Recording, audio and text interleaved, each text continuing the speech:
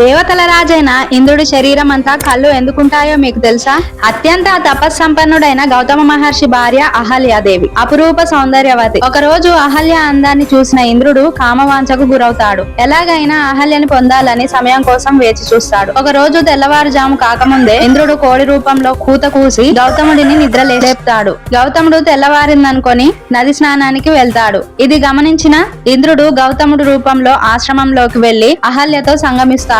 నది దగ్గర ఉన్న గౌతముడికి ఏదో అపశృతి జరుగుతుందని అనిపించి వెంటనే ఆశ్రమానికి తిరిగి వస్తాడు. ఆశ్రమానికి వచ్చి చూస్తే అక్కడ ఇంద్రుడు గౌతముడి రూపంలో అహల్యతో ఉండటం చూసిన గౌతమ మహర్షి ఇంద్రుడిపై ఆగ్రహిస్తాడు. దాంతో గౌతముడు ఇంద్రుడిని ఇలా అంటాడు: కామంతో కళ్ళు మూసుకొని పోయిన నీ శరీరంపై 1000 యోనులు ఏర్పడతాయని శపిస్తాడు. ఈ శాపం వల్ల ఇంద్రుడు లోకంలో అపకీర్తి అపశృతి పొందుతాడు. శరీరం అంతా యోనులతో నిండిపోయి ఇంద్రుడు సిగ్గుపడి గౌతముడిని క్షమించమని వేడుకుంటాడు. దేవతలు సైతం గౌతముడి దగ్గరికి వెళ్లి ఇంద్రుడిని క్షమించమని వేడుకుంటారు. దేవతల విన్నపాన్ని మన్నించిన గౌతముడు ఆ 1000 యోనులను 1000 కన్నులుగా మారిపోతాయని శాపాన్ని మారుస్తాడు. అప్పటి నుంచి ఇంద్రుడు సహస్రాక్షుడుగా పిలువబడుతున్నాడు. అంటే 1000 కన్నులు ఉన్నవాడిగా పేరు పొందాడు. ఫ్రెండ్స్, వీడియో నచ్చితే లైక్ చేసి సబ్స్క్రైబ్ చేసుకోండి. మీ ఇష్టదైవం పేరు కామెంట్ చేయండి.